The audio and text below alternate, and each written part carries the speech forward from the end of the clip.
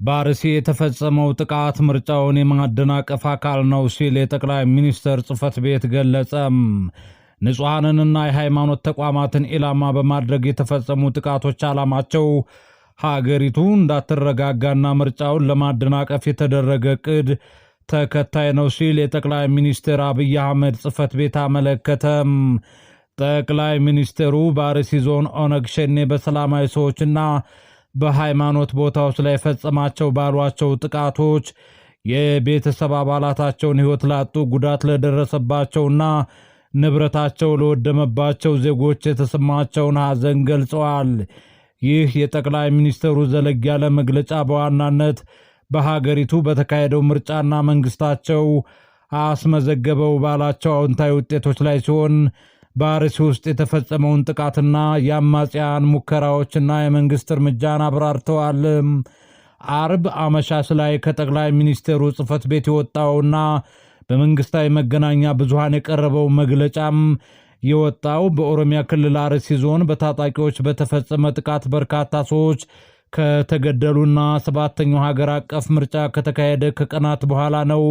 እሁድ ግንቦት 23 እና ሰኞ ግንቦት 24 የምርጫው ዕለት በተፈጸመው ጥቃት በሶስት ወረዳዎች ውስጥ የሚኖሩ ቢያንስ 13 ሰዎች መገደላቸውን፣ በርካቶች መጎዳታቸውን፣ በመቶዎች የሚቆጠሩ መፈናቀላቸውን እንዲሁም አንድ ጥንታዊ ቤተክርስቲያን በሳት ሲወድም ሌላ ቤተክርስቲያን ደግሞ ዘርፋ እንደተፈጸመበት ቤተክርስቲያኑ አስታውቃለችም። የጠቅላይ ሚኒስትሩ ጽሕፈት ቤት ባወጣው መግለጫ ጥቃቶቹ የሀገሪቱ እድገት ለማደናቀፍ ከሚሹ አካላት በአማራ ክልል ከሚንቀሳቀሱ አማጽያንና ለሀገሪቱ እድገት ጥላቻ ካላቸው ውጭ ኃይሎች ጋር በጥምረት የተከናወኑ ነው ብሏል።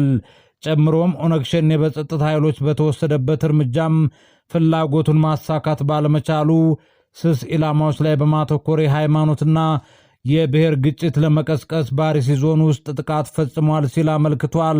ጠቅላይ ሚኒስትሩ በተጨማሪ ቢቢሲ ያነጋገራቸው የአካባቢው ነዋሪዎች ጥቃቱን የፈጸመው መንግስት በሽብርተኛ ቡድንነት የፈረጀውና ኦነግ ሸኔ የሚለው የኦሮሞ ነጻነት ሰራዊት ባለፉት ቀናት ጥቃቱን በተመለከተ በሰጠው ምላሽና ባወጣው መግለጫም በድርጊቱ ውስጥ እጁ እንደሌለበት አስተባብሏል።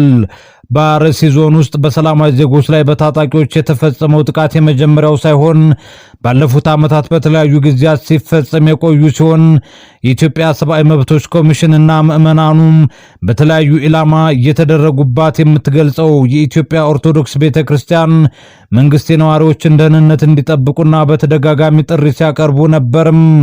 ጥቃቱን ተከትሎ ቢቢሲ አርሲ ዞን የሚገኙ ወረዳዎች ባለስልጣናት ስለ ጥቃቱ ቢጠይቃቸው መረጃ እንደሌላቸው ገልጸው ነበር። የክልሉ የመንግስት ኮሚኒኬሽን ኃላፊ አቶ ኃይሉ አዱኛ ለመንግስት መገናኛ ብዙሃን በሰጡት ቃል ጥቃቱ በኦነግ ሸኔ መፈጸሙንና የሃይማኖት ሆነ የማንነት ገጽታ እንደሌለው ተናግረዋል። ባለፉት ዓመታት በአርሲ ውስጥ ሲፈጸም በቆየው ጥቃት በርካታ ሰዎች የተገደሉ ሲሆን ለጥቃቱ ኃላፊነት የወሰደም ሆነ ተጠያቂ የሆነ ቡድንም ሆነ ግለሰብም ስለመኖሩ በይፋ የሚታወቅ ነገር የለም። በወቅታዊ ጉዳዮች ላይ ከጠቅላይ ሚኒስትሩ ጽሕፈት ቤት የወጣው መግለጫ አንዳንድ የሀገሪቱ ኃይሎች ከኤርትራ ጋር እንደፈጠሩት ሲነገር ስለቆየው ጽምዶ ስለተባለው እንቅስቃሴ አንስቷል። መግለጫው የጥፋት ኃይሎች ሲል በሰላም ያልጠቀሳቸው መግለጫው የጥፋት ኃይሎች ሲል በስም ያልጠቀሳቸው ቡድኖች ከባዕዳን ጋር ጽምዶ የሚል ቁርኝት በመፍጠር እኩይ ዓላማቸውን ለማሳካት ሰፊ የጥፋት ዝግጅት ሲያደርጉ ቆይተዋል በማለት ምርጫውን ለማደናቀፍ የተለያዩ ድርጊቶችን ሲፈጽሙ ነበር ሲል ከሷል። አመጽና ሁከት ለማነሳሳት፣ ከተሞችን በሽብር ጥቃት ለማወክ፣ በመንገዶች ላይ የደፈጣ ጥቃት በመፈጸም እንቅስቃሴ ለመገደብና በተወሰኑ አካባቢዎች ኢላማ አድርገው ነጥሎ ለማጥቃት ተንቀሳቅሷል በማለት የጸጥታ ኃይሎች ግን እቅዳቸውን ማክሸፋቸውን ገልጿል። መግለጫው በማሳየነት የትጥቅ ድጋፍ ያገኙ ታጣቂዎች በደቡባዊ ትግራይ በሚገኙ አዋሳኝ አማራ ክልል አንዳንድ አካባቢዎች ትንኮሳ መፈጸሙን እንዲሁም በባህር ዳር፣ በጎንደር፣ በደብረ ብርሃንና በወልዳ ከተሞችና በሌሎች እንዲሁም በአዲስ አበባ የሽብር ጥቃት ዓላማ እንደነበር ነገር ግን እንዲከሽፍ ማድረግ ተችሏል ብሏል። በኦሮሚያ ክልል የሸኔ ሽብር ቡድን ከጽንፈኛው ፋኖ ታጣቂ ቡድን ጋር በመናበብ መንገዶችን በመዝጋት እንቅስቃሴ ለማስተጓጎል መሞከራቸውንና አለማሳካቱንም ገልጿል። ከዚሁ ጋር በተያያዘ ሁለቱ ታጣቂ ቡድኖች ከምርጫው ቀን ቀደም ብሎና ከዚያም በኋላ በአማራና በኦሮሚያ ክልሎች ውስጥ እንቅስቃሴ ገደብ መጣላቸውን አሳውቀው ነበር ሲል ቢቢሲ ዘግቧል። በጣና ሐይቅ ገዳማት ላይ አደጋ ደረሰ ተብሎ በቲክቶክ የሚናፈሰው ወሬ ፍጹም ሐሰት መሆኑ ተረጋገጠ። በማህበራዊ ትስስር ገጾች በተለይም በቲክቶክ በሐይቅ ላይ ፍንዳታና ከባድ የእሳት አደጋ ተከሰተ በሚል እየተሰራጨ ያለው መረጃም መሰረተ ቢስ መሆኑን የገዳማት አባቶችና የአካባቢው ምንጮች አረጋገጡ። ጉዳዩን አስመልክቶ የተደረገውን ማጣሪያና እውነተኛውን መረጃም ጋዜጣዊ ይዘት ባለው መልኩ እንደሚከተለው ተቀናጅቷል። ሐሰተኛው መረጃ መነሻና የፈጠረው ስጋት ሰሞኑን በተለይም ግንቦት 27 2018 ዓ.ም በርካታ የቲክቶክ ተጠቃሚዎች አንድ የእሳት ምስል በመጠቀም በጣና ሐይቅ ላይ አደጋ እንደደረሰ የሚያሳይ መረጃ ሲያሰራጩ ቆይተዋል። ይህ ያልተጣራ ወሬ በሐይቁ ላይ የሚገኙ ታሪካዊ ገዳማት በእሳት እንደነደዱ አድርገው ያሰቡ በርካታ ምዕመናንን ላላስፈላጊ ስጋትና ጭንቀት ያዳረገ ሲሆን ጉዳዩን ለማጣራትም ወደ ስፍራው የሚደውሉ ሰዎች ቁጥር ከፍተኛ ሆኗል። ተጨባጩ እውነታ ምንድነው?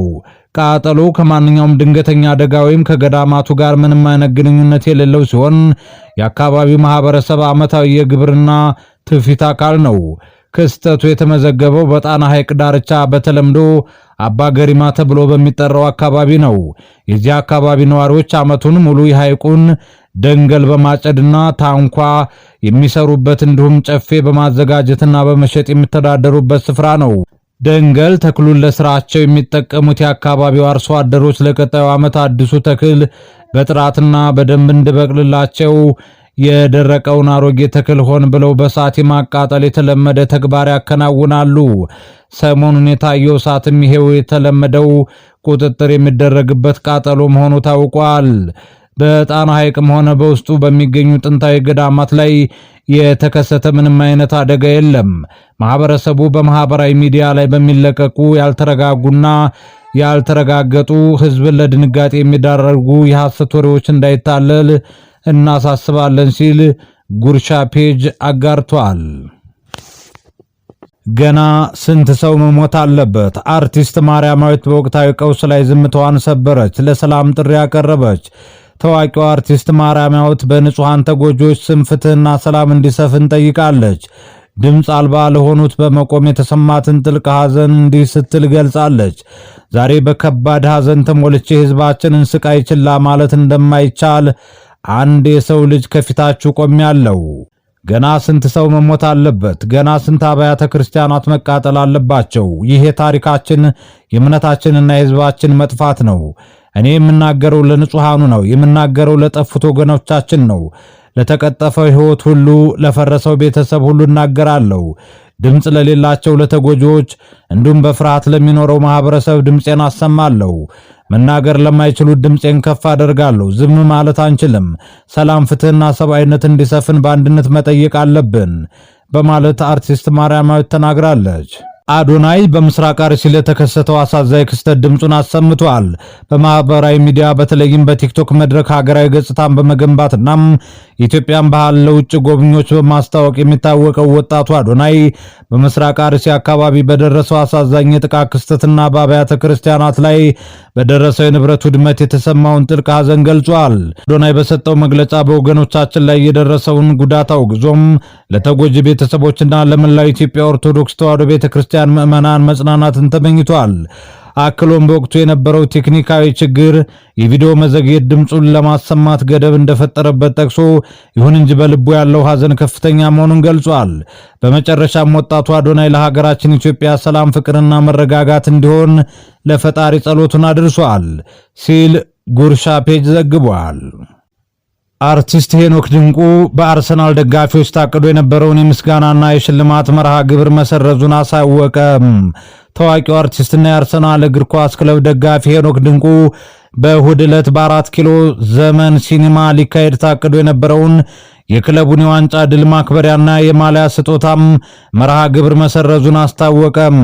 አርቲስቱ ውሳኔውን አስተላለፈው በኢትዮጵያ ኦርቶዶክስ ተዋሕዶ ቤተክርስቲያን ላይ በደረሰው የሐዘን ወቅትና ሀገራዊ ሁኔታን ከግምት በማስገባት ነው። ይህንን አሳዛኝ ክስተት ተከትሎ ከደስታ መግለጫ ይልቅ ለቤተ ክርስቲያኒቱና ለተጎጂ ወገኖች አክብሮት ማሳየት ተገቢ መሆኑን በመግለጽ ፕሮግራሙን መሰረዙን ገልጿል። በዚሁም መሰረት ቀደም ብለው በቴሌብር አማካይነት ቲኬት የቆረጡ ደጋፊዎች የክፍያ ማረጋገጫ ስክሪንሾት በመያዝ በቴሌግራም አድራሻችን በመላክ ተመላሽ እንዳደርጉ ጥሪ ቀርቧል። አርቲስት ሄኖክ ድንቁ ለተፈጠረው መስተጓጎል አክብሮት በመስጠት ሁሉም ደጋፊዎች መረጃውን ለሌሎች እንዳጋሩ ጠይቋል።